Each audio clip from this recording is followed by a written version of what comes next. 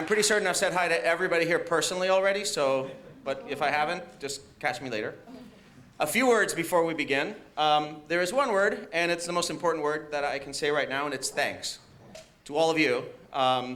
You are our friends, you are our families, you are our supporters. Some of you are here because you gave to the crowdfund, some of you are here because you're family, some of you are here because over the years you've supported the Middleman and all other related Middleman projects, and we are grateful beyond measure, and we're delighted that you're here to spend this time with us. First of all, it's also very important that you know that spoilers are okay. Tweet it, Facebook it, Tumblr it, take pictures. I would say maybe don't tape the whole thing and put it on YouTube, but fragments are good, I don't know. Part of the crowdfund is that we have a professional video crew taping this for all of the fans to see who were not able to be here. So, if you could refrain from sort of, putting the entire hour on YouTube, that'd be great. But figments that tantalize people and make them want to buy the book. So, ladies and gentlemen, without any further ado, the cast of The Middleman.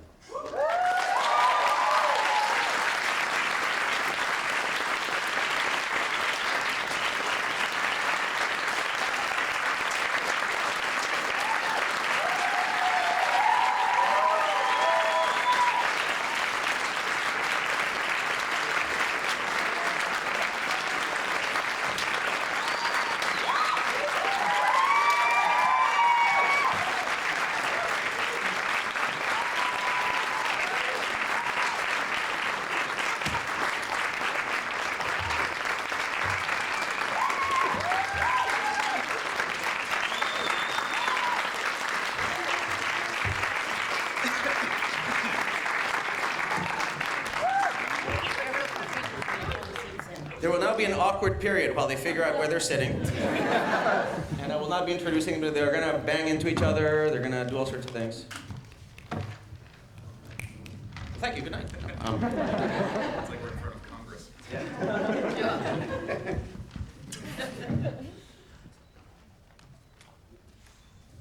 The Middleman, the Pan-Universal Parental Reconciliation, Comic Book Volume 5, TV Episode 14. Does anybody not know what's happened in the TV show or the comic book so far? Are we pretty good with that? All right. Okay. You see, there's this girl. No, Chiron over Black. The Jolly Fats Weehawken Temporary Employment Agency. Second Chiron over Black, AKA Middleman Headquarters, in a canonical, creator-owned sequential narrative reality.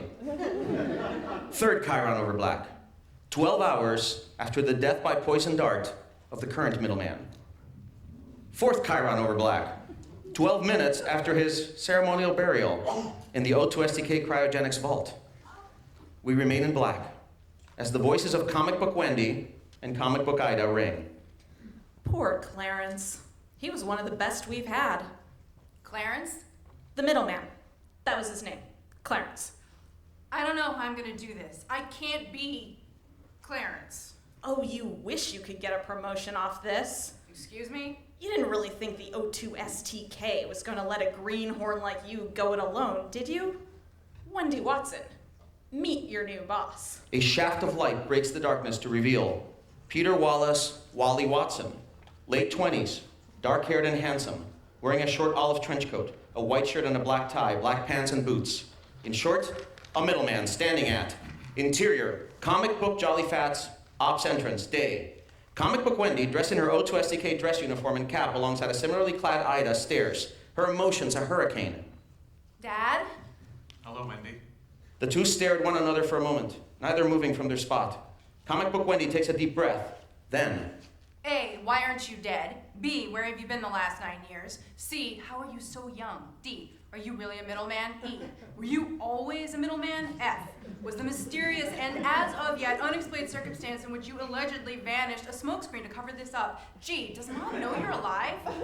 H, did she help you lie to me? I, how could you be married and have a child and be a middleman? J, did Clarence know? K, is this why I was recruited to this organization? L, how the hell does that count as parenting, leaving your only daughter to a comrade as a surrogate father? M, why Why did you abandon us? N, how do you live with yourself? O, did you ever love me? And P, why is your uniform so much different from Clarence's? Wally Watson replies without missing a beat, proving once and for all that comic book Wendy comes by her speech patterns honestly. A, I was never dead. B, I was called upon by O2STK to travel across space and join an intergalactic task force of middlemen from 1,000 worlds to the planet Clothar, where we aided the rebels in overthrowing the Pentarchs, 5 nefarious intergalactic dictators who threatened to hold the galaxy hostage and enslave the universe. C, my starship sped to the Clotharian homeworld at relativistic speeds, so what was 9 years to you was but a few months for me. D, I am a middleman. E, I was recruited by Ida and my predecessor after being honorably discharged by the Air Force following my ROTC mandated service. F, the disappearance of my DC-3 was staged by O2STK to make it possible for me to leave the Earth without arousing suspicion. G and H, your mother doesn't know I'm alive. I, middlemen are allowed to marry and have children, but commanded to keep our mission secret until our children are old enough to understand and our spouses can be eased into the revelation without causing undue emotional damage. J and K, Clarence always knew, and he recruited you on orders I left behind 2 middlemen before he even came into the picture. L, I felt at the time that it would be the only way you might understand what I had to do. M, I didn't abandon you. I had to make a choice between the safety of this planet and my family, and it was the hardest choice I've ever had to make. N, I live with myself knowing that my actions and decisions, painful as they were, saved trillions of human and alien lives. O, I love you with every last fiber of my being. And finally, P, middlemen get to pick out their uniforms. I'm surprised Clarence never told you. God knows what ridiculously impractical and frankly much too revealing getup he has you in. Comic book Wendy bursts into tears and runs into Wally's arms. Daddy! My little dummy. As the true origin of both TV and comic book Wendy Watson's nickname makes a startling landing, and comic book Wendy looks up at her father's beneficent face. Ugh, PMGO. And before this touching reunion can move any further, a rumbling sound fills the ops room. What's that? It's coming from the O2STK cryogenics vault. We were just there. That's where we put Clarence's dead body. Crash! The steel door to the Middleman cryogenics vault flies off its hinges to reveal zombie comic book Middleman. The towering figure that was once comic book Clarence Colton, the middleman, now ragged and foaming at the mouth, eyes bulging with mindless rage, skin a sickening hue of lifeless gray, standing on the elevated dais before the ops area of comic book Jolly Fats Weehawken. Sweet zombie middleman! Zombie comic book Middleman raises his arms and lets out a hateful bellow. Canaman Kang will have his vengeance! His powerful legs bending at the knee, zombie comic book Middleman leaps above comic book Wendy, Ida, and Wally Watson's heads, grabs onto an overhead girder and vaults over them to run into the bowels of the building. Smash cut 2, interior, comic book Jolly Fats, corridor continuous. Comic book Wendy, now inexplicably in her belly-bearing middleman uniform, and Wally Watson run down the hallway as zombie comic book Middleman dominates the frame well ahead of them, sheer undead bloodlust in his insane eyes. Canaman Kang will destroy O2STK! Kanaman Kang, our arch nemesis? Zombie comic book Middleman enters an old-timey elevator. Before comic book Wendy and Wally Watson can close the distance, swoosh, the elevator doors close and the elevator car speeds down. He used a poison dart on Clarence. Oldest trick in the book. Excuse me? Their movements coordinated like the perfect team. Comic book Wendy and Wally Watson pry the door open as Wally reaches for his utility belt and pulls out a grapnel gun, which he fires at the elevator cabling. For centuries, Kanaman Kang and his agents of Fat Boy have used a mind control agent, equal parts curare, tetrodotoxin, and estrogen, to simultaneously assassinate, reanimate, and mind control their targets. Down we go! Interior, comic book Jolly Fats, elevator shaft continuous. Holding onto her dad for dear life, comic book Wendy descends down the shaft as Wally pushes a button on the grip of his gun. And a little arrow text box magnifies the button, and there's a chyron that says, two-way weapon-mounted middlecom device. Ida, where's zombie middleman headed? We now intercut with Ida at interior, comic book Jolly Fats, ops, continuous. Watching the action on a series of security monitors, including one showing zombie comic book Middleman racing down a corridor, screaming his head off. Oy vey, he's on his way to the SPOILSPORT room. The severe predicament only incursional loss suppressing polyvariant ordnance reserve trigger? He's gonna blow up the joint? Not if we activate the Battle of Yavin protocol and pronto. Comic book Ida rushes for an Edison switch on a wall-mounted control panel. Activating the Battle of Yavin protocol. Battle of Yavin. Like the movie? The two slam onto the top of the now stopped elevator. Then, as Wally lets go of comic book Wendy and retracts his grapnel. No, Dubby, like the real-life events that inspired the movie. Only the Battle of Yavin Protocol shuts down all of our unexplainably accessible weaknesses. Right, making it impossible for an enemy to use our easily determined liabilities to destroy us from within. Smash cut to interior comic book Jolly Fats corridor moments later. Zombie comic book Middleman pulls at the round submarine door handle of a large iron door hatch, and yes, it's labeled SPOILSPORT room. With impotent rage! Must destroy, destroy, destroy! Comic book Wendy and Wally Watson turn the corner into the corridor and stop to look at the zombie comic book Middleman. Sorry, Clarence. The Battle of Yavin Protocol has been activated. You can't destroy this place. No! Heaving a mighty bellow, zombie comic book Middleman peels away and sprints down the length of the hallway away from comic book Wendy and Wally Watson at scary speed. Didn't know we lived in a fast zombie world. Fast zombies? What are those? Dang, you have been away a while, Dad. Smash cut to interior comic book Jolly Fats ops continuous as comic book Ida looks at her monitors. On one monitor, zombie comic book Middleman enters a large round-walled room with a very high octagonal skylight reaching back out to the surface. A high-tech dais at the center of the room holds what may be a very familiar weapon to discerning viewers of the Middleman TV series. Are you two degenerate skunk sniffers gonna get on the ball or what? He's in the phased Polaron cannon vault. On another monitor, comic book Wendy and Wally give chase. If the Battle of Yavin Protocol has been put into place, he can't use the phased Polaron cannon to destroy this place. Can he? Well, no, but... But what? Spit it out, you overweight glob of grease. We ain't got all day. Well, I've sorta, been experimenting with aiming the phased Polaron cannon at cosmic singularities in deep space. Why? Comic book Ida gives an uncharacteristically sheepish look. Then, Oh, if my theory is right, and he fires it at the Schwarzschild wormhole I relocated near the nexus of Sominus, it's gonna, theoretically, open a gateway to one or more parallel universes? Why the fuck do you want to do that? What, you think I'm all about mahjong and showing the true meaning of sexual rapture to younger men? I have scientific interests too, you know. Didn't really occur to me that Middleman would turn soulless soldier of the undead and ravage the place in search of the final frickin' countdown. interior comic book Jolly Fats, face polar on cannon vault. Moments later, zombie Middleman pounds a control console with his fist as the room comes to life with lights, sounds, and super science. Must find trigger, must find... His eyes see a large round red button on the command console. It reads trigger. Destroy! Zombie comic book Middleman races his arm, but a voice stops him before he can bring down his fist. Clarence, don't do this. Zombie comic book Middleman turns, arm still over the trigger, to see comic book Wendy, flanked by her father. You are a hero, a true middleman, the best O2 STK ever trained. I know you're in there. I know you can fight this. I know you won't be the mind-controlled minion of your arch-nemesis. If the man I knew, the man who plucked me from the world of pink-skinned normals to be his apprentice in the fight against aliens and robots and monsters, weapons and gadgets and things, has even the smallest amount of control, I know you won't touch that button. I know you will let us help you. Zombie comic book Middleman looks at his apprentice, conflicted, tortured, the soul of a hero imprisoned in the body of a monster. Me hero? Me hero! Me not want to destroy! Me no want to destroy! Oh, thank God. Psych! Zombie comic book Middleman hits the trigger with his fist. Oh, fuck!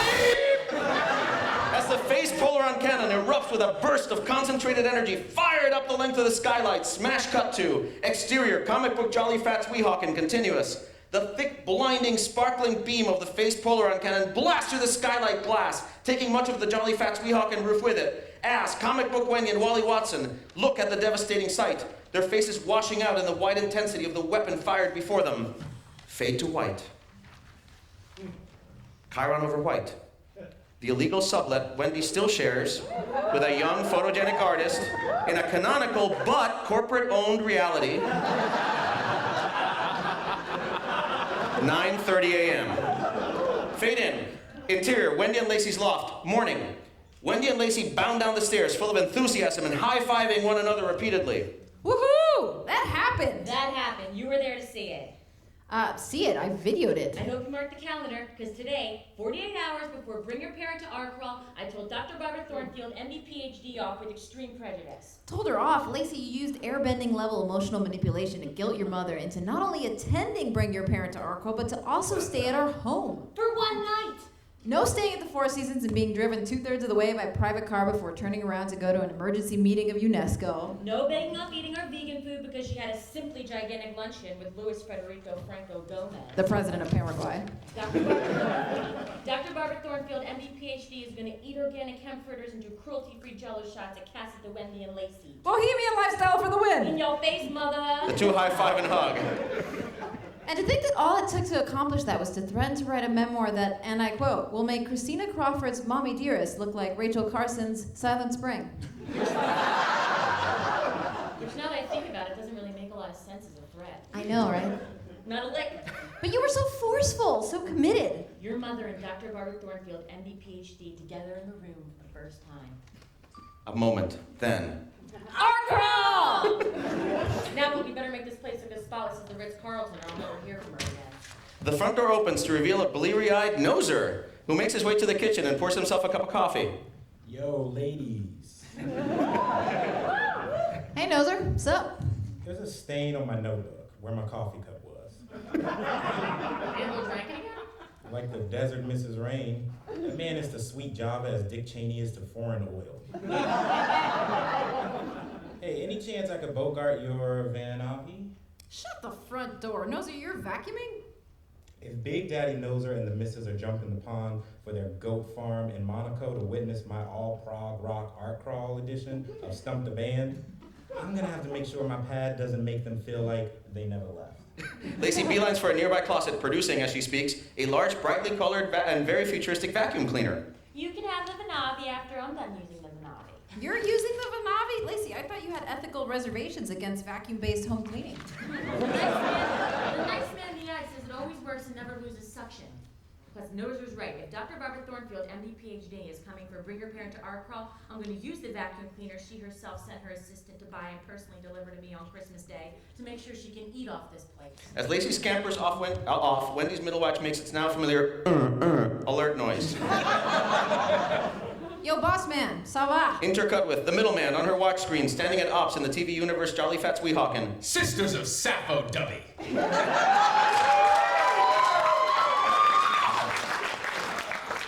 That's really not an appropriate exclamation for you. I've been calling you for the last half hour. You'd better get down to headquarters in pronto. We have a red ball the size of a sigmoid impacted on an African bush elephant. Dang, boss, that was bluer than usual, and perhaps even vaguely scatological. You wanna unpack it for me? No. Off Wendy's befuddlement as the middleman clicks off, smash cut to, interior, Jolly Fats, hallway to middleman changing room, later, Chiron. Middleman HQ in the canonical corporate-owned reality where Ida has died 3 times. In the creator-owned reality, Ida has yet to be killed, and sometimes appears as a hologram. Wendy steps out of the changing room, clicking on her utility belt as Ida steps up to meet her. What's the 411? Move out of the Stone Age and get a smartphone, doper. All right, enough of this gay banter. Listen up, pophead. What's waiting for you and Ox may shake the very foundation of your being. The big green cheese sent me here to warn you. Keep an eye on you. And if you respond with your usual hysterical, artsy, girly screamo bullpucky. As the two hurry to ops, Ida holds up her hand. It morphs into a large, ugly, mean-looking syringe. I am under strict orders to trank you like a great white on Shark Week. Strict orders? Well, maybe that was just my wish-fulfilling interpretation of the spirit of what he said. Want me to hit you now? You'll like it. It's the good stuff. Get that thing away from me. The two reach the door to ops as Ida hits the keypad with her non-syringe hand.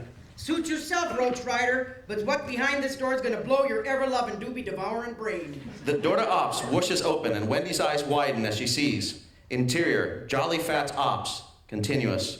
The middleman, comic book Wendy, and comic book Wally Watson standing by the gagged, hanging upside down from the Hadar but still squirming zombie comic book middleman. Holy crap on a stick. Dad? Smash cut to black.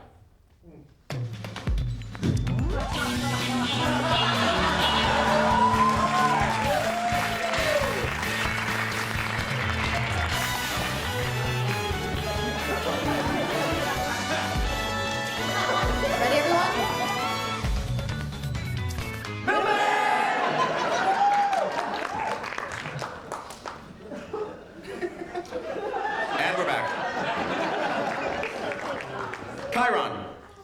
headquarters in the canonical corporate-owned reality. Middleman HQ in the canonical creator-owned reality. In the canonical creator-owned reality has no Hadar.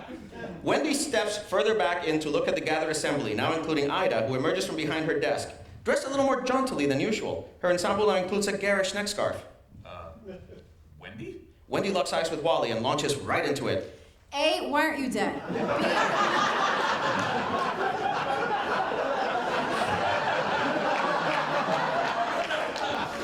B, where have you been the last 9 years? C, how are you so young? D, are you really a middleman? E, were you? Wait, before we go any further, you may need to know that though this man is a middleman in an exact likeness of the father you have long believed missing under suspicious and as of yet unexplained circumstances, he is not your biological father. Yeah, and I sure as shellac ain't you. Wendy locks eyes with comic book Wendy regarding her uniform, then looks around. The reality of the situation dawning on her as she draws on her time as a middle trainee for an explanation. My dad, but too young to be my dad. Bizarro white chick, me. And a belly shirt and unconscionably tight pants. Oh, really, boss man? Mirror universe? Again? Mirror universe, like in Star Trek, the sci-fi series starring the great Walter Koenig. Wendy turns to comic book Wendy, realizing it's even worse than she thought. You really are from the mirror universe. Nah, I'm just fucking. As Wendy rolls her eyes and comic book Wendy shoots her a look of gotcha. It's true, Dubby. We once again find ourselves in a parallel dimension peculiarity. Only I'm afraid that this time... The earth shakes around the cast of characters. Everybody rushes for a handhold. The daughters of Bilises. An earthquake. Wow. Wow, not appropriate. Totes, right? An earthquake? The city doesn't have earthquakes in our universe. The middleman steps up to the Hadar and calls up a map of the city on the main array of display screens. On the map is a bizarre space-time dimension distortion oscillating from an epicenter in the city. What is that device? Don't you people have a Hadar in your universe? We have a noser. In our universe, all information is channeled through our Ida. May I please continue? It's true, Dubby. We once again find ourselves in a parallel dimension peculiarity. Only, I'm afraid, this time the rift between parallel realities seems to be wildly unstable. As you can see, the epicenter of the earthquake is part of a developing crack in the diaphanous membrane between realities. And it's right underneath Furley's fritter factory. We have one of those in our alternate reality. It's the world's biggest donut-making facility and the first ever to use Japanese management techniques and advanced robotics to fry dough. What could possibly go wrong? And why is it unstable? Has it not been unstable before? Usually one travels between dimensions by simultaneously firing two phased polaron cannons from the same place in parallel universes at a singularity in space. Obviously, no such coordinated effort took place here. Ida said something about a Schwarzschild wormhole near the nexus of Summonus. A Schwarzschild wormhole would not absorb the phased polaron beam energy, but actually force it to travel to a mirror point in a parallel universe, eliminating the need for a second phased polaron beam. What? And nothing brilliant this Earth and the next. Well, dip me in guano and call me Batman.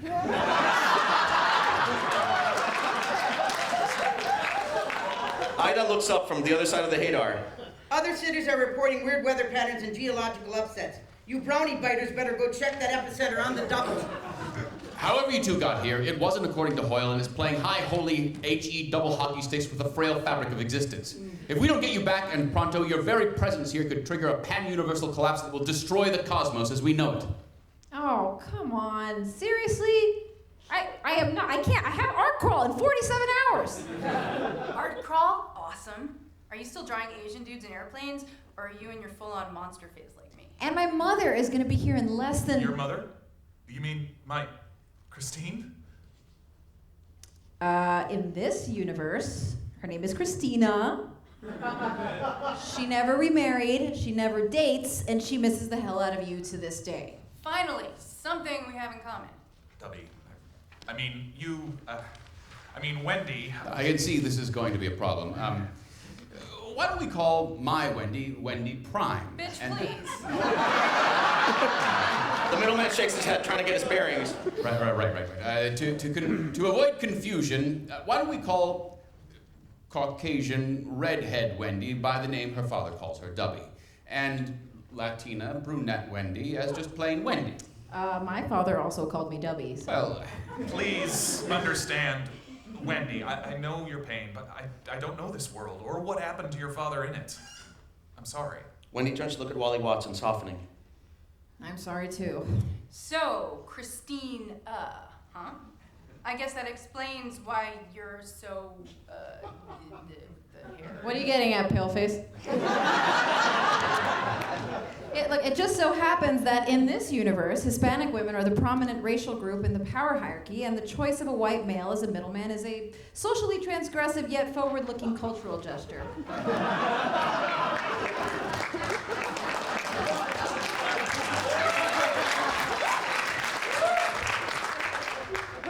Really? No, I'm just...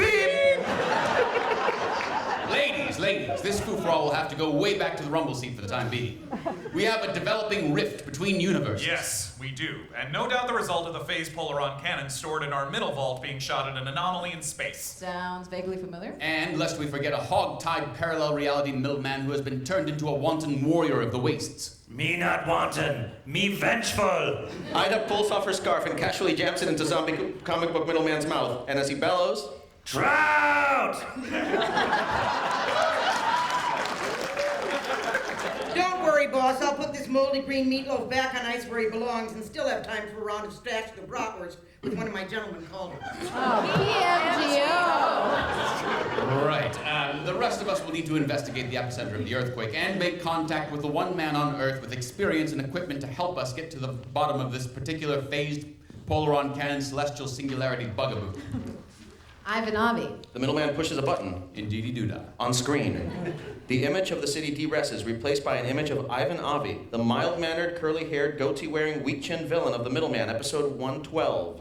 Does this Ivan Avi dude know his name's a palindrome? No, it was his supervillain shtick before he became a civilian. It was his supervillain shtick before he was replaced in our world by his benign twin brother from a dark and evil parallel universe. And he owes us, big time. So, we split up, one middle person from each world per mission, and attack this problem like a two-pronged fork of justice. Sweet muscular Jesus, he's as bad here as in my world. Now, let's make like a missile and cruise. Wally and the middleman exchange looks. As the middleman steps away and Wally Watson follows, Wendy and comic book Wendy linger for a moment, sizing each other up. Nice belly shirt. How many crunches do you do every day? Right back at ya. Late shift at Red Lobster. The two nod, and after a beat, Okay, then let's go. smash cut to. Exterior, city streets day. The Middlemobile 2 beelines down the streets of the city. Chiron. The streets of a city known as Mega Urbanopolis in a corporate-owned reality, but strongly hinted as New York City in a creator-owned reality. 15 minutes later. Interior, Middlemobile 2 day. Wendy's jet-powered red and black smart car. Wendy drives as Wally Watson sits beside her. It's amazing how much you look like him. Well, I am him from another plane of reality. All this time I spent rebelling against authority and becoming a visual artist, I should have known one way or another I'd wind up working in the family business. Following in my father's footsteps. I bet you can fly a plane like Lindbergh. Anti-Semitically while harboring a suspiciously crypto-fascist love of eugenics.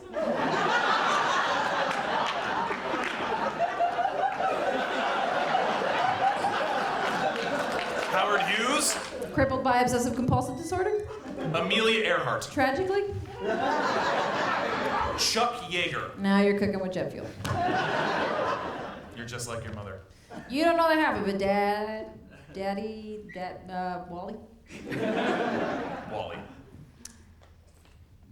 In this universe, Wally, the snark goes to 11. Being Cuban tends to turbocharge these things. Wendy smiles at Wally, who regards her delight with some concern.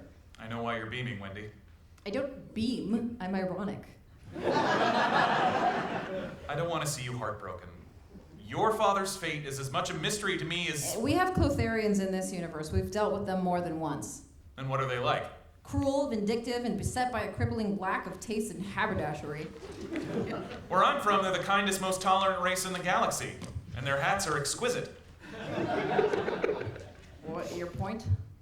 I think you know. As Wendy settles back into the driver's seat, trying hardest to disconnect. Exterior, another set of city streets. Day. Comic book Wendy and the middleman speak together in the TV continuity Middlemobile. Chiron, the Middlemobile. A Ford Fairlane 500 in the canonical corporate-owned reality. A Cadillac Eldorado convertible in the creator-owned reality. Interior, TV continuity Middlemobile, continuous. You know, I'm perfectly capable of driving the Middlemobile along with dear old Dad. Young lady, when Wendy and I jaunt into your parallel reality, you can drive all you want. Why didn't you tell her? That her dad's still alive? Why'd you let her go on adventures and escapades with you when all the while you knew the one thing that would make her whole? Maybe I don't know what you're talking about. Maybe in this world things are different, and I Cut the don't... bullshit, Goober. This is not my first gaming console. You kissed your mother with that mouth? Your mother with that mouth, garbage Huh? mouth, yes you. Ladies of Lesbos, Dubby. What the fuck is up with your catchphrases today, boss man? Or is this middleman in this parallel universe just a plain old massive girl-on-girl perv? The middleman blanches, then looks at comic book Wendy. Well, I'm not, I'm just feeling a little unsettled by all of this. Why? Because it's throwing in your face that you've been lying to your trainee all this time? Walk a mile in my moccasins, Watson. In our parallel universe, the Clotharians have supermassive warp holes. It either means they can travel vast distances in seconds, or you're making a really inappropriate joke. No, they can travel vast distances in seconds. Look, your father, your parallel universe's Wally Watson, was on his mission for mere months in his estimation, even if those months turned to years back home because of the temporal shifts resulting from travel near the speed of light. But my Wendy's father... Why didn't you tell her? ...has been there for almost a decade. He either chose not to return... Why didn't you tell or her? he died in the war against the Pentarchs. Why didn't you... Moral cowardice, Dubby. Sheer, absolute, indubitable, unconscionable... Brevity? Moral cowardice. That young girl is the closest thing I have to a daughter. And her father left this world 3 middlemen ago with no clear instructions as to how to proceed in the event of his confirmed demise. I have trained and nurtured her, and have rescued that little lady's life more times than there's Dorito residue on a teenager's laptop. I guess I hoped that time and familiarity would ultimately show me the way to... or bring her real father back to her. As the middleman looks away, troubled. Exterior, Furley's Fritter Factory, moments later. Chiron, Furley's Fritter Factory, formerly Fat Boy's Fritter Factory in the corporate-owned reality. A large, old-timey looking factory with tall smokestacks. Wendy and Wally Watson bound out of Middlemobile 2 to see the entire staff evacuated and filing out of the place, and surrounded by first responder vehicles, including several black trucks labeled Department of Homeland Security. The two walk around the crowd to approach a pair of dark-suited DHS agents. Behind a truck, relatively isolated in front of a barricade. Excuse me, sir. Ma'am, this area has been restricted by the Department of Homeland Security. No one goes in until our hazmat team arrives. Wally Watson pulls out a badge, looks at Wendy, cocky smile. I got this one. Gentlemen, we were sent to study the strange phenomenon in that fritter facility. My name is Dr. Jack Shepard from the Oceanic Institute. And this is my associate, Kate Austin. The DHS agents look at one another knowingly then. Yeah, right. Get out of here. Wally shoots Wendy a look. She rolls her eyes. Really? What? That show get really popular or something? I left the planet right after the premiere. What, are you people deaf and stupid?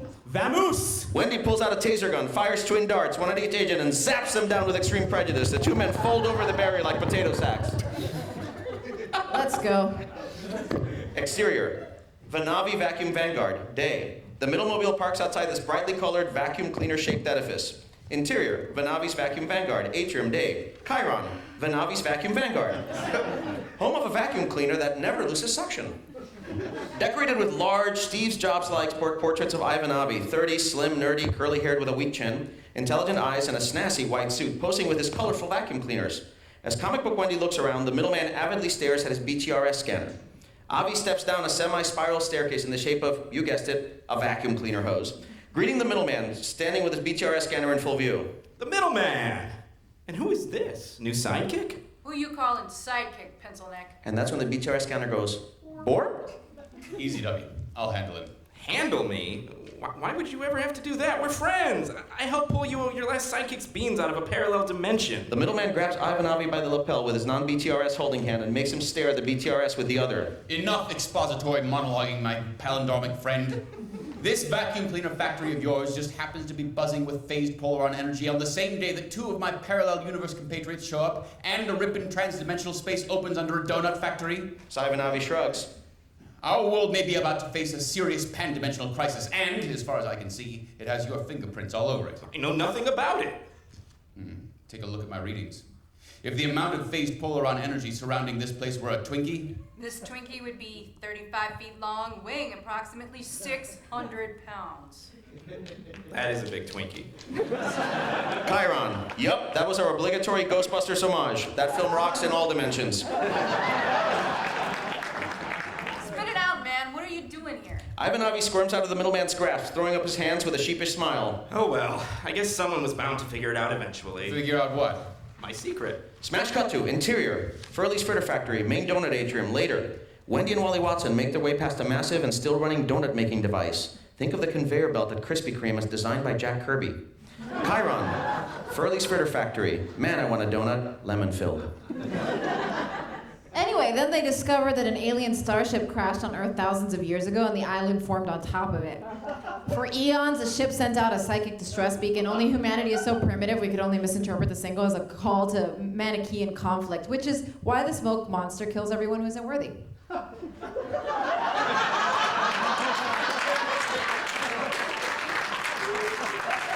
That's what was going on?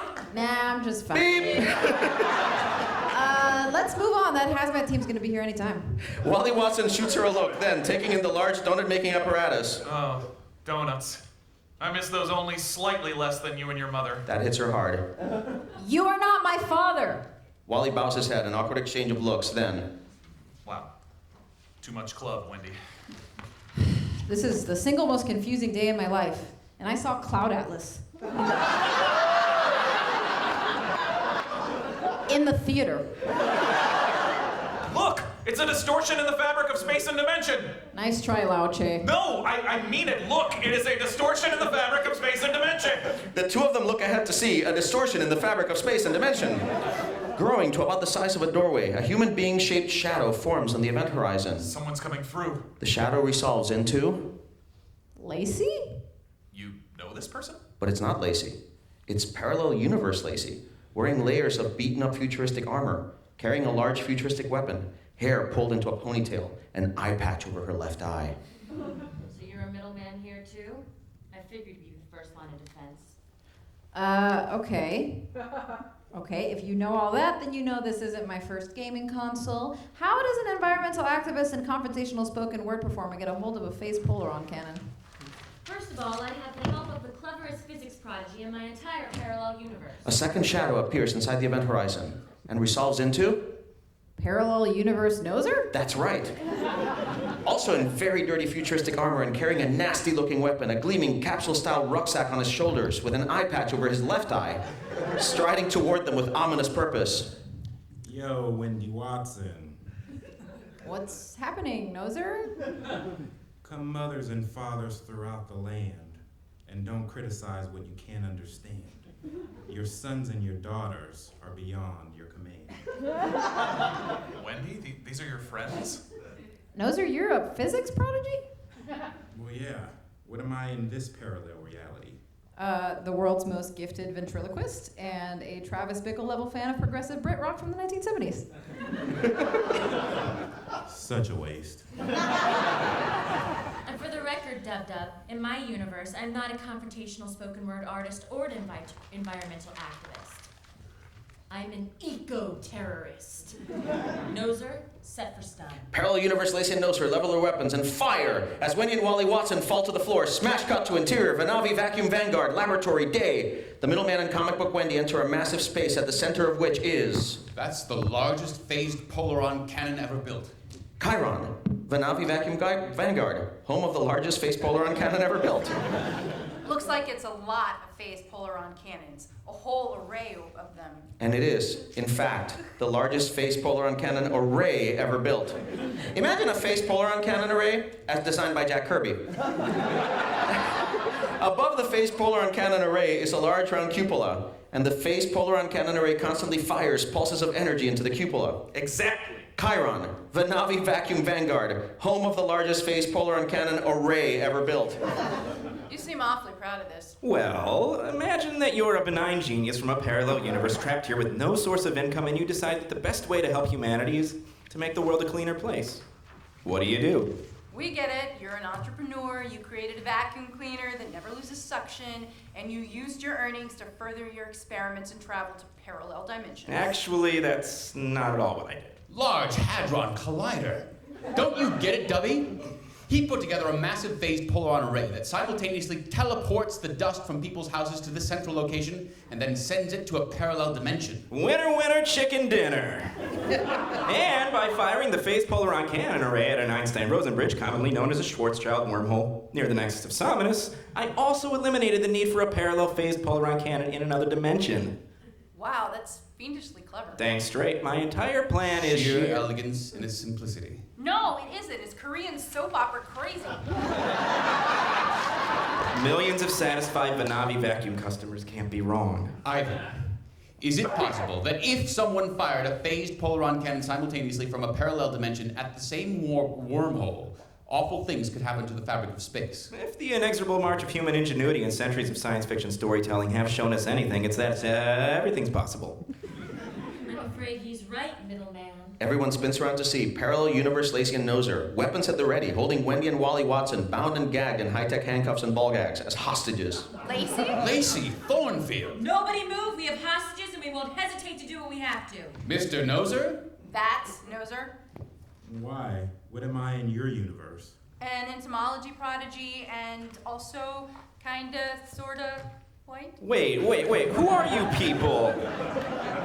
What are you doing in my lab?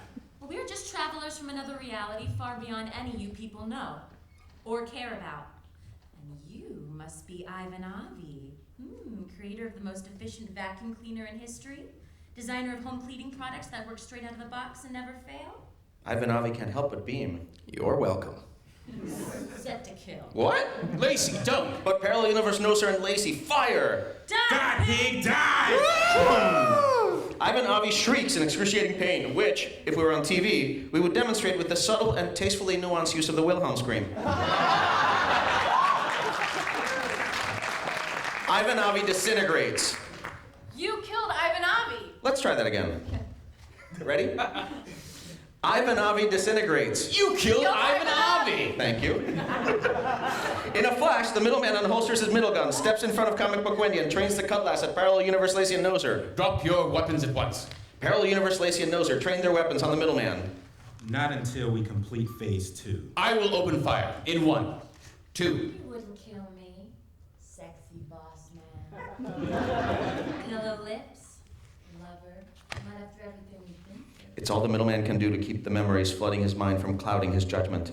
His gun hand wavers. Don't paw at me with wanton existential sexual innuendo, missy. You just murdered a man in cold blood. The Lacey Thornfield I know would never. The Lacey Thornfield you know didn't have to watch the pollution of her entire universe when a rift in transdimensional space opened above her city and started dumping millions of metric tons of household filth on everything she loved. The Lacey Thornfield you know didn't have to kiss the only man she ever loved goodbye, along with her best friend, only to watch them both be horribly, painfully torn apart in a phased polaron feedback loop while trying to stop the devastation. Are you saying that Ivan Avi sent all the dirt from this world to your world? Every last speck of bug hair, rat excrement, and dead skin. But surely the collected waste of well-to-do early adopters in one single parallel universe can't have been enough to precipitate the destructive scale you're describing. Of course not.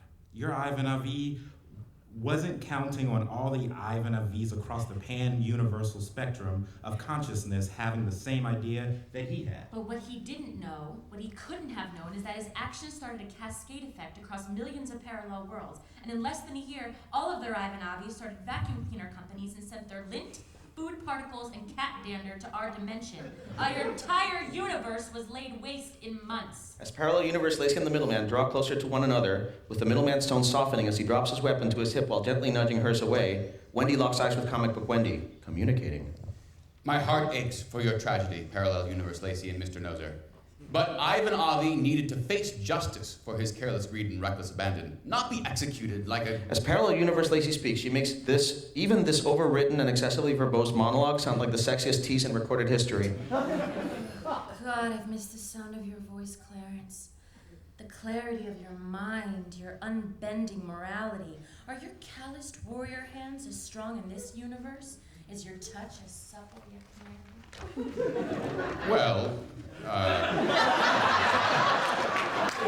in this universe, things didn't really work out. I mean, things are different between me and Lacey. They don't have to be. Now, Dubby! Comic Book Wendy vaults over the middleman, drawing her own sidearm in midair and blasting Parallel Universe Noser's weapon from his hands just as Wendy turns, so that Comic Book Wendy can shoot the cuffs from her hands. Parallel Universe Lacey kicks the middleman and lifts her weapon, opening fire as he rolls away from her fusillade of bolts. As Wendy rips off her ball gag and frees Wally Watson, Parallel Universe Nosers rushes to the face polar cannon array and draws a wire from his rucksack, plugging it into a control panel. A hatch opens in Noser's backpack, revealing a high-tech touchscreen display. Go, Lacey, go! Parallel Universe Lacey grabs Comic Book Wendy by the hair and drags her closer to the face polaron array. Enable the energy shield! Noser punches a button on his screen. Then, a massive energy field surrounds the face polaron cannon, blocking Wendy, Wally Watson, and the middleman from Parallel Universe Noser and Lacey, now holding her weapon at Comic Book Wendy's back. As Parallel Universe Noser works diligently at the controls, Wally Watson rushes over to a console on his side of the energy barrier. They're causing some kind of overload. Oh, it's more than that. Bitch, take that gun off of me, Or nothing, Wendy Watson from another dimension. You and your father are the lucky ones. You don't belong here, so... excuse me. You don't belong here, so you're the only ones who get to survive what's coming. What do you plan to... She means that we aren't just overloading this phased polaron array. We're flooding the Schwarzschild wormhole with a multivirant energy pulse that will bring this universe and ours into complete and absolute collusion. A Venn diagram of annihilation? Only in this Venn diagram, those of us still alive in our world get to inherit your world by taking over the bodies of our counterparts. See, we will occupy your fat, self-satisfied lives by spending the rest of ours in your bodies. As the dread implications of this land on everyone, most of all the middleman, thinking of his and Wendy's fate. What about those of us who died in your parallel universe? When the universes collide, you will get to rest in peace too, my love. It's the only way to restore the balance. Wally Watson draws his sidearm. All right, this chick is toast! The middleman and Wendy, looking like Travolta and Samuel L. Jackson in Pulp Fiction, follow suit and open fire on the energy shield, but the bolts from the three weapons bounce off harmlessly. You can fire all day for all I care. In 45 minutes, your world and ours will converge. And that's a whole lot less time than it's going to take you to pierce that impregnable energy shield. Now get out of here. And if you so much as try and make a clever and intelligent plan to thwart us from any angle, the redhead gets it. Smash cut to. Interior, Middlemobile day. Wendy and the middleman right up front as Wally Watson hangs on for dear life in the rear. Ida appears on the video screen on the passenger side dashboard. Chiron, 4 minutes later in all realities and universes. Can't we just cut the power? Nice one, crapwit. But the building spec says that he has a tank of heavy water and a palladium electrolysis plate the size of Uganda. And that can only mean one thing. Really? One thing. Mother of Fleischmann and Pons. Cold fusion. He has his own personal cold fusion reactor in there? And he chose to make his fortune off vacuum cleaners? The bottom line is, we need a strategy, and we need it pronto. All the world and a middleman's life hang in the balance. And I'll be godfather to a gopher's girlfriend if the whole enchilada goes cattywampus because of one man's dream of greater household convenience. The middleman hits the brakes and, interior, Jolly Fats, Middlemobile vault, continuous. Chiron. In this universe, the Jolly Fats Weehawk and Tip Agency headquarters is a Middlemobile vault. The Middlemobile screeches to a halt, barely stopping before everyone steps out, including a very, very pensive Wally Watson. There is one way to stop this insanity once and for all. We can collapse the wormhole. Will that be before or after I French kiss Mahatma Gandhi? You know, because he's dead. And celibate. And, okay, I'm just saying, how are we going to collapse an Einstein-Rosen bridge trillions of miles in space from here in 35 minutes or less? Well, we need a starship that could travel beyond relativistic speeds. A starship equipped with an extraordinarily powerful weapon, like a stellar inverter. The two men stop and stare at one another. Clothar! But wait, Wendy told me that in this reality, the Clotharians are petty, venal, and... Oh, don't worry about that. I can handle the Clotharians. No, wait. You can't collapse the wormhole. It's... Wendy, If you're gonna make some joke about my plan to collapse the wormhole sounding like the fourth act of a subpar episode of Star Trek Deep Space Nine, I will understand the reference. Wendy's shoulders slump. Her affect changes. Wally, if you collapse the wormhole at the source, you'll never make it back home. Do you know why I left the planet when my Dubby was all but 14? Because I knew that if we didn't stop the bad guys 1 trillion miles away, they'd eventually come to Earth and enslave us all. Whatever happens today will be worth it to know my daughter's safe. Smash cut 2. Interior. Jolly Fat's ops. Moments later. As Ida connects in Terradroid 9000. Wow.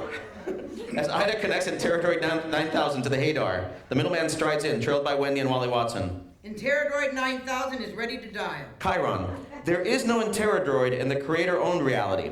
In the corporate-owned reality, the middleman and Wendy have destroyed an unconscionable number of Interradroids, usually by decapitation. In yet another reality, Interradroid went on to become a much sought-after performer in films, television shows, commercials, and industrial films, including Argo, NTSF SDS SUV, a credit card commercial featuring Alec Baldwin, a Mini Cooper Super Bowl ad, and even a Delta Airlines in-flight video. So anyway, they're wandering into the ops. You know, what I don't get is that every time we get involved in parallel universes, it's always our friends and family who are the most important people in those realities and the linchpins to everything that's going on. It's weird. Wendy, modern physics indicates that there's a parallel universe for every choice taken and every choice not taken. That's a Googleplex to the power of a Googleplex squared by a Googleplex of parallel universes. It stands to reason that the realities where you are the primary motivator of great events would cluster together. Wow, Wally, do they have the words fanwank and retcon in your reality? No time for phenomenological thumfering. The clock is double time ticking in my head, and we have a transgalactic phone call to make. You may want to stay out of sight. We don't know how they will react to your presence in this reality. Wally Watson nods and steps behind him and Wendy. Interradroid's eyes light up. A hologram resolves on the stairs to the ops entrance. The towering form of a man, which discerning viewers of the Middleman TV series will recognize as... How do you people keep finding me?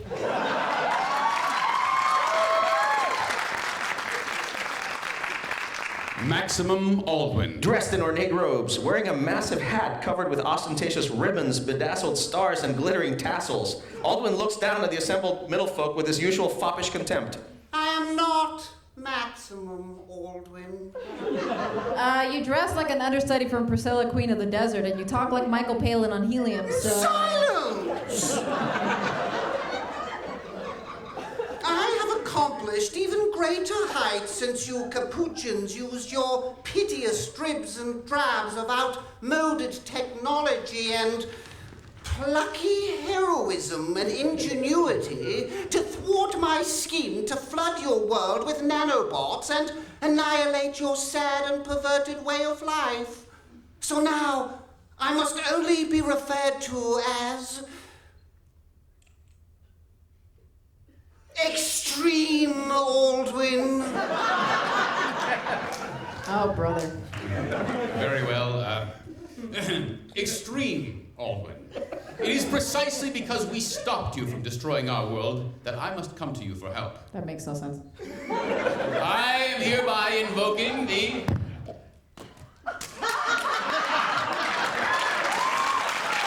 The inflexible incunabulum of Victar, which clearly states that the losing party in a capricious revenge plot must grant one completely unreasonable favor to his intended victims as compensation. I remember you now. The balding bonobo whose interpretation of the Treaty of Peripapagilium gave him the advantage in our last encounter. Indeed. And my acumen with Clotharian legal traditions has only increased since our last encounter.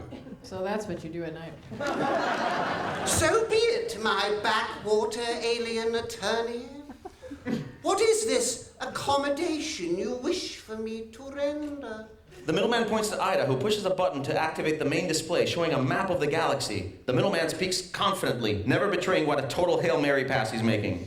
You need to open a warp hole to our planet. Take us in one of your heavy battle cruisers to the Schwarzschild Singularity, in this nexus of Somnus, and flood the wormhole with a blast from a stellar inverter. Extreme Aldwyn takes a moment to ponder this.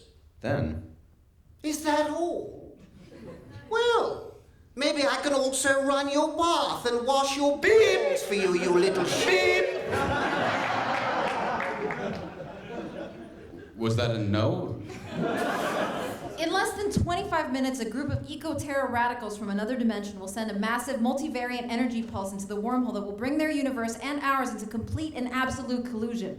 And what has that got to do with the price of Vitametavegamin? Your civilization will be affected. The Clotharians from their other parallel universes will take over your... Perhaps I don't believe you. Perhaps this is another one of your simian attempts at interstellar subterfuge. Or perhaps I simply don't fear the threat of a breach of contract lawsuit from someone who was about to be annihilated. fed up with Aldwyn's preening, Wally Watson steps up from behind waiting the middleman, loaded for bear. Damn it, Aldwyn, this is no time for fey mincing ironic bonhomie. This is war. Or have the years made you soft and forgetful of what that was like? Have you no honor? Extreme Aldwyn's eyes bug out right before he throws himself into a prostrate position, right before Wally Watson. Forgive me, oh great one, oh supreme being without whom we would be naught but scarab beetles. The middle folk exchange glances. No one saw that coming. What the hell? I don't know. I just helped him fight a war in my universe. I'm not sure what your dad did over there. You have not aged a day since you came to us a decade ago and became the greatest peacemaker and conciliator our race has ever known. And I prostrate myself before you in acknowledgement that I have become soft, fallen prey to fey mincing, ironic bonhomie, and strayed from the path of kindness. Wendy and the middleman suddenly appear in matching Adam West and Burt Ward Batman and Robin costumes and say the following lines. Holy Christ metaphor. Sweet Jesus analogy. And now we're back. As Wally Watson shoots him an equally confused glance. I got nothing. Asking for what we need. Right. Aldwyn, if you want my forgiveness for your softness and bonhomie, open a wormhole to Earth, take these two in your ship, and collapse the Einstein-Rosen bridge at once. So say we all. Amen! Can I get a witness? Smash cut to Vanavi Vacuum Vanguard, Laboratory, Day. Parallel Universe, Noser and Lacey work inside the energy shield. Noser's backpack is now unfurled on top of a tripod, and it's connected to the main panel. Comic Book Wendy lies beside them, bound and gagged, legs now also tied at the ankles. Chiron, 27 minutes later, inside the impregnable energy shield, inside Vanavi's Vacuum Vanguard. Part of me wishes the scene had happened in the donut factory. God, I love donuts. Do you ever wonder what it'd be like if you could spend eternity inside a hot donut? I do. Heaven, I imagine.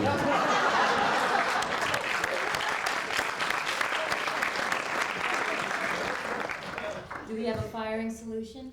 Phase levels at maximum, Polaron load at the red line, cannon at the ready. Wait, we're getting a transmission.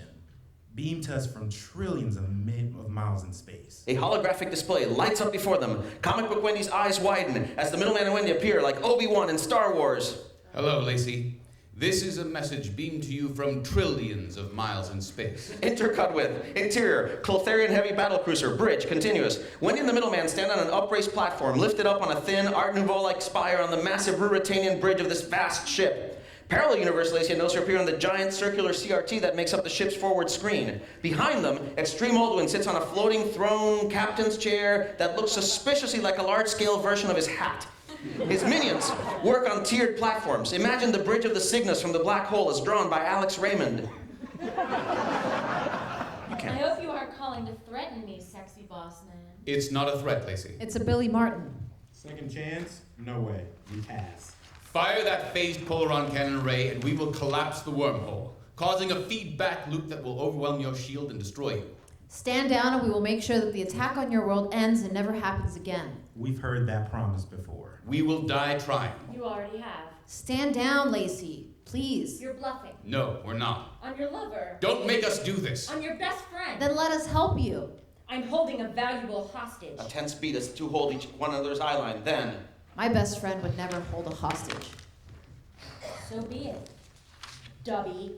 Fire! Noser hits the fire button on his console. The face polar and cannon array erupts with energy, pulsing upward and shattering the cupola. The Middleman and Wendy turn to Extreme Aldwyn. Fire the Stellar and murder! As Extreme Aldwyn punches the switch in his command chair, smash cut to. Exterior, a Schwarzschild wormhole near the nexus of Sominus. Day.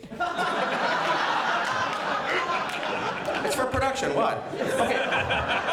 The vast Clotharian battle cruiser, it looks like War Rocket Ajax from the 1981 Flash Gordon movie, fires on the even larger gaseous anomaly. It looks like the black hole from The Black Hole. Smash cut to. Interior, Vanavi Vacuum Vanguard, laboratory, continuous. A massive burst of energy impacts, blasting the ceiling off the place. The impregnable energy field collapses as Parallel Universe Lacey and Noser are overcome in a massive wall of fiery destruction.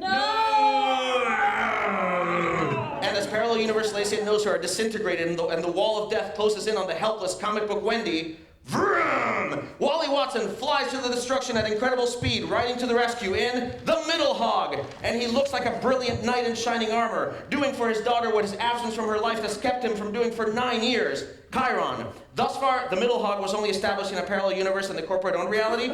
Clearly, there was one stashed away somewhere in the Jolly Fats Weehawk and Middlemobile vault in this world. With one fell swoop of his powerful paternal arm, Wally Watson sweeps his daughter onto the back of the hog, peels away from the growing energy field, and screeches into a perfect stop at a safe distance. And the maelstrom of debris that was once Ivan Avi's face polar and cannon array is swept into space in a whirlwind, leaving Wally Watson and his daughter alone in a large and now empty room. Sorry I'm late, Dubby. I had it handled. I know. Look at this place. Cleaned out by a tornado of cosmic retribution. A retributionado? You know it. I guess we better learn to love this place, seeing as we're now permanent residents. The two look at one another, mournfully, until... Oh, you two miscreants just wish you could get a parallel universe vacation out of this. Wally Watson and Comic Book Wendy spin around to see Ida stepping up, pulling a wheeled upright cryotube inside of which zombie comic book Middleman rests peacefully. Ida? What? What are you doing here? With Clarence? You think the Nexus of Sominus has a monopoly on Einstein-Rosen bridges? Ida holds up an exotic remote control and pushes a button. A gateway between dimensions opens between Comic Book Wendy and Wally Watson. A maelstrom of shimmering light and bristling super science. And standing on the other side, Comic Book Ida. Hey, bong jockeys! You done lollygagging in someone else's quantum reality? Ida puts Comic Book Wendy's hand on the pulls for the cart carrying Clarence. Hey! I can't keep this hole in space-time open forever. Time for you freakish fiends to skedaddle and take this big green cheese sickle with you. What? You think I was gonna let my Clarence in the care of these mental deficients? Trust me, if there's a cure for this particular social disease, you bet your sweet brown Buddha I'm gonna find it. Go on already. It's a big damn universe full of aliens and robots and monsters, and it's waiting for you two doob dippers to come save it. Comic Book Ida turns the cryotube around and enters the portal. Comic Book Wendy stands there for a second, then looks at her father. Then... Partners? Partners. Wally Watson takes his daughter's hand, and as the two walk toward the threshold of a new life, the two Idas lock eyes. Morons. And as the three Comic Book Universe residents enter the portal, suspended in space, Ida shakes her head. The portal vanishes, heading off into a beautiful eternity of shared adventures. Cut to black. Title over black. Art crawl, baby. Across the universe, across time, space, and dimensions, no matter where you go, art crawl. Interior, Wendy and Lacey's loft, hallway, night. A crowd gathers as Noser dominates the stage, wearing his purple jacket and slinging his guitar. Aqualung! I know it. Support the Crimson King! Oh, come on, people. You can at least try to make it challenging. I know it. Don't kill the whale! Noser pauses, scratches his head, then... Whoa. Don't kill the whale. That's Emerson, Lake, and Palmer. Or is it Emerson, Lake, and Powell? No, wait. That's Peter Gabriel, era Genesis. Seriously, Dad? Reverse angle to reveal Noser's dad and Mrs. Noser, a handsome, tall black man with hair very similar to his son's, standing next to his gorgeous wife, also sporting the Noser family hair. Oh, give him a hint, Big Daddy. Storm Thorgerson did the cover. That's That's from the 1978 Yes album, Tornado. Yeah, I know it. The crowd erupts in applause. That's my noser. Noser, bask in the adulation. Thank you very much. And now, ladies and gentlemen, stand by for the confrontational spoken word styling of Lacey Thornfield, performing her eco-activist monologue, Scum of the Earth. As Noser bounds off the stage to embrace his parents, find Wendy and Lacey. Wendy stands next to her mother, Christina Watson, mid-50s, a wise Latina with large, wistful eyes and big hair. And Lacey's mother, an imperious battle axe who looks more than a little bit like Holland Taylor back when she was in Bosom Buddies. Or maybe Romancing the Stone. Or just pretty much everything Holland Taylor's ever been in. So, this is Dr. Barbara Thornfield, MD, PhD, mid-50s. And Wendy's mom is talking to her first. Wendy, that Noser guy was mesmerizing. It's like he's from another world. You don't know half of it, Mom. Your time to shine, you crazy diamond. Lacey turns to her mom. Here I go, Dr. Barbara Thornfield, MP, PhD. I'm looking forward to it, Lacey Theodora Thornfield. Your associates are people of good character. They are my friends. Yes, of course. Lacey smiles, and as she heads for the stage, Wendy's watch lights up with a text message. It reads, rooftop, after Lacey's performance, need to talk, MM. And off Wendy, exterior, Wendy and Lacey's loft, rooftop, night. Chiron, the rooftop of the loft building Wendy shares with an equally photogenic young artist, 30 minutes later. Lit only by the glow of the city surrounding it, Wendy steps out of the fire escape to see the middleman, in uniform, standing in the shadows before her. Please don't tell me we have to go save the galaxy again. I'm unveiling my paintings of transgenic roach hogs in 15. There's someone who wants to talk to you. The middleman steps away to reveal a small, chubby shuttle. It looks like Princess Aura's runabout from Flash Gordon. A small ramp deploys under the shuttle, bathing the place with light. A man in green and black Jedi-like robes and neatly trimmed salt and pepper beard. But nevertheless, and unmistakably, this universe's Peter Wallace Watson, mid-50s. Hello, Dubby. Wendy's eyes water. Part of the deal I made with my new best friend, Extreme Aldwyn of Clothar. Had to travel very far to find him. You won't believe all the good he's done and all the lives he's saved. The middleman puts a hand on Wendy's shoulder as Wendy looks up to him and then approaches. And off the moment, as Wendy embraces Peter Wallace Watson, her father, finally, and in the foreground, the middleman smiles. Fade to black, the end.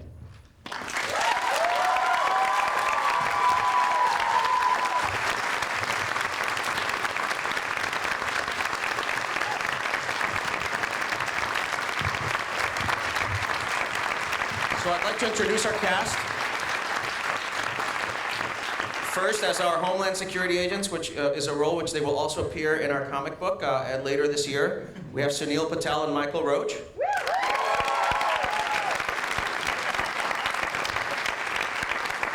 In the role of everyone's mom, Sarah Watson,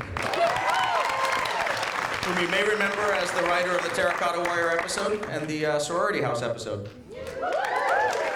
As Ivan Avi, the writer of the boy band Superfan Interrogation, the writer of our final episode in television, Jordan Rosenberg.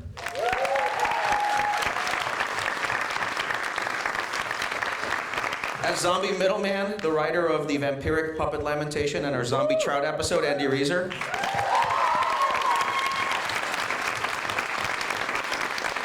As Comic Book Ida, the writer of our 11th episode, aka the Die Hard episode, Margaret Dunlap.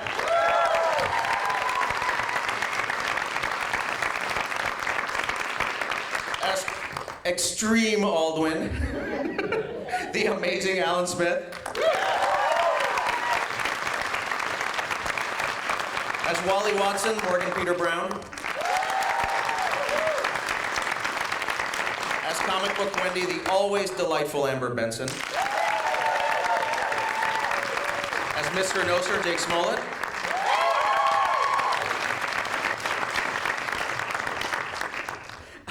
As Lacey Thornfield, Brit Morgan.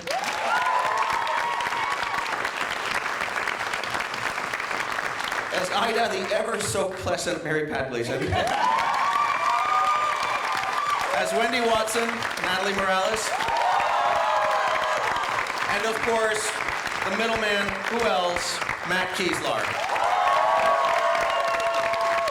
Thank you all very much.